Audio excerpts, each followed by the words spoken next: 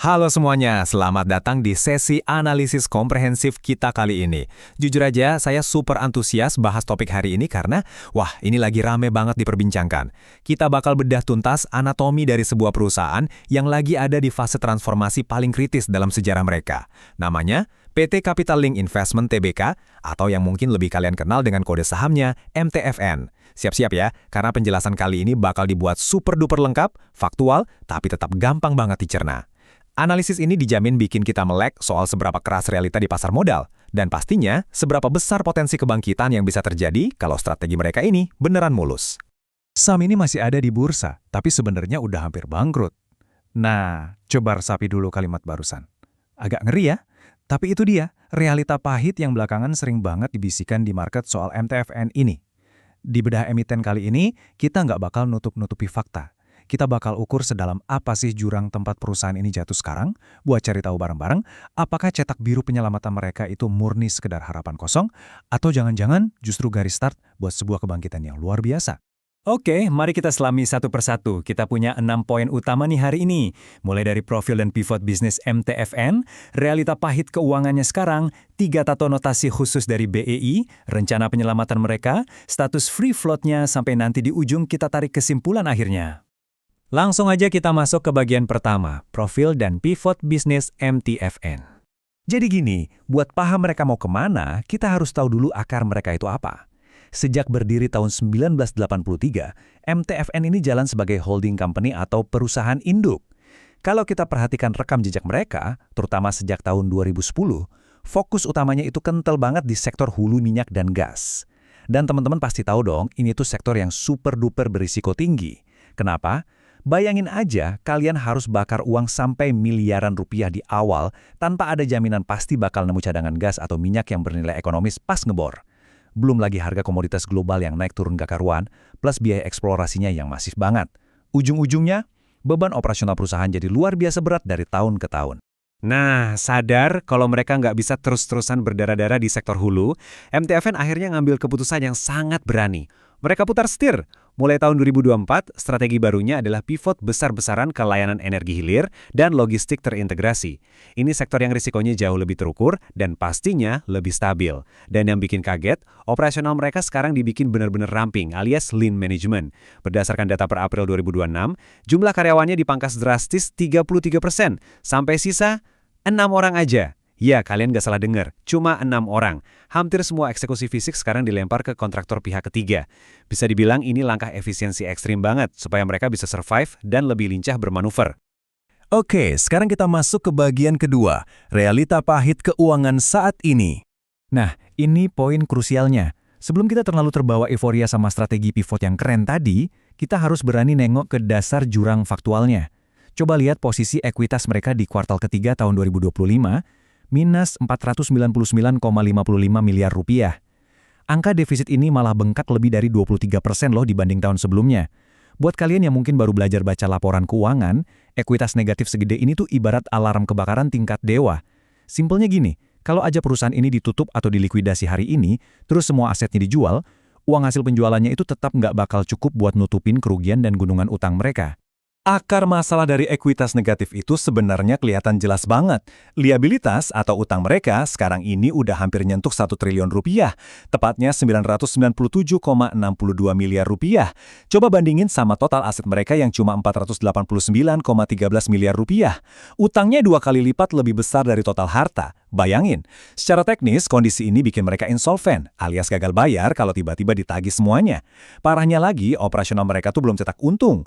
Selama 12 bulan terakhir sampai September 2025, MTFN masih rugi bersih hampir 79 miliar rupiah gara-gara beban pokok yang terus menggerus pendapatan. Ketahanan kas mereka tipis banget dan hitung-hitungannya sih nggak bakal cukup buat bertahan lebih dari setahun tanpa ada intervensi besar.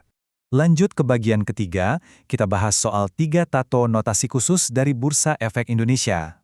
Kondisi keuangan yang berdarah-darah tadi jelas langsung mancing lampu merah dari regulator kita. Bursa Efek Indonesia sampai ngasih 3 tato, alias notasi khusus buat saham MTFN. Pertama, notasi E. Ini otomatis nempel gara-gara ekuitas negatif yang baru aja kita bahas tadi. Terus yang kedua, notasi L, karena mereka telat store laporan keuangan kuartal keempat 2025 dan kuartal pertama 2026. Kok bisa telat? usut punya usut, komite audit mereka itu lagi struggle banget buat ngurai benang kusut laporan keuangan di tengah himpitan utang raksasa. Dan yang ketiga, ini yang paling bikin deg-degan, notasi X. Artinya, saham ini masuk papan pemantauan khusus. Buat investor retail, dampaknya kerasa banget karena likuiditas sahamnya jadi terancam lewat mekanisme full call auction. Kasarnya, ini peringatan tegas kalau saham mereka tuh selangkah lebih dekat menuju potensi delisting alias dihapus dari bursa kalau fundamentalnya nggak cepat-cepat dibenerin. Tapi tenang, sekarang kita masuk ke bagian keempat, rencana penyelamatan dan harapan utama. Disinilah nadanya mulai berubah jadi penuh harapan. Mari kita lihat gimana strategi brilian ini dibangun. Di balik deretan angka horor tadi, manajemen ternyata lagi narik tali penyelamat yang super berani. Ada 3 langkah krusial yang saling nyambung nih. Pertama, di akhir 2025, mereka rencananya bakal ngelepas aset hulu raksasa mereka secara bertahap, yaitu Blok Is Kangean dan Blok C Nangka Senipah. Kenapa ini krusial banget? Karena sekedar nahan aset itu aja, mereka harus keluar biaya eksplorasi rutin yang nilainya bisa sampai 46 miliar rupiah per bulan. Wah, itu sih namanya bakar kas yang udah menipis. Terus langkah kedua, hasil jualan blok migas ini bakal dipakai full buat ngelunasin utang bank secara agresif. Nah, kalau neracanya udah bersih dari utang, baru deh langkah ketiga bisa dieksekusi maksimal.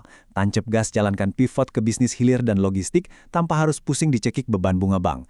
Logis, rasional, dan menurut saya ini langkah tegas yang emang wajib diambil demi keselamatan perusahaan. Selanjutnya, kita melangkah ke bagian kelima, status free float.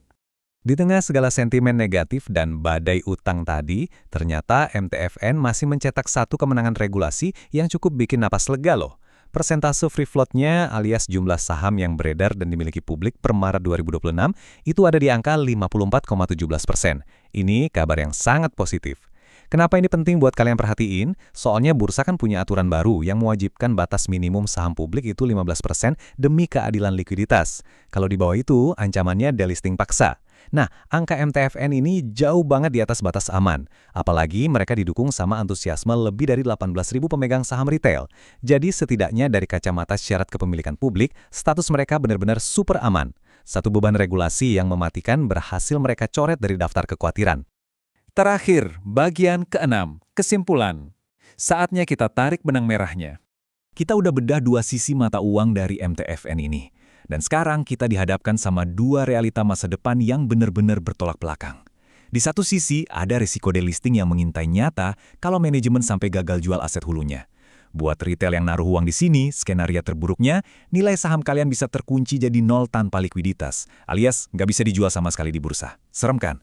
Tapi, di sisi sebaliknya, ada harapan pivot yang sangat brilian. Kalau blok migas itu beneran terjual dan utang mereka lunas bersih, MTFN ini ibarat lahir kembali. Mereka bakal jadi pemain hilir energi yang bebas utang, beroperasi dengan sangat ramping, dan siap meraup pasar baru yang jauh lebih stabil dan minim resiko.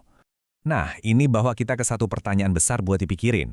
Dengan pergerakan saham yang ekstrem volatilitasnya dan masa depan yang benar-benar bergantung penuh pada suksesnya satu mega divestasi ini, menurut kalian, apakah saham MTFN ini murni cuma jadi arena spekulasi liar buat para trader? Atau jangan-jangan ini tuh justru sebuah investasi penuh harapan yang lagi ancang-ancang nyetak momen ter-rounding paling bersejarah di bursa kita? Gimana nih menurut pandangan kalian? Coba bagikan perspektif dan analisis kalian di bawah ya. Kita diskusi bareng. Terima kasih banget udah ngikutin sesi analisis komprehensif ini sampai habis. Tetaplah kritis, terus riset, dan sampai jumpa di Bedah Emiten selanjutnya.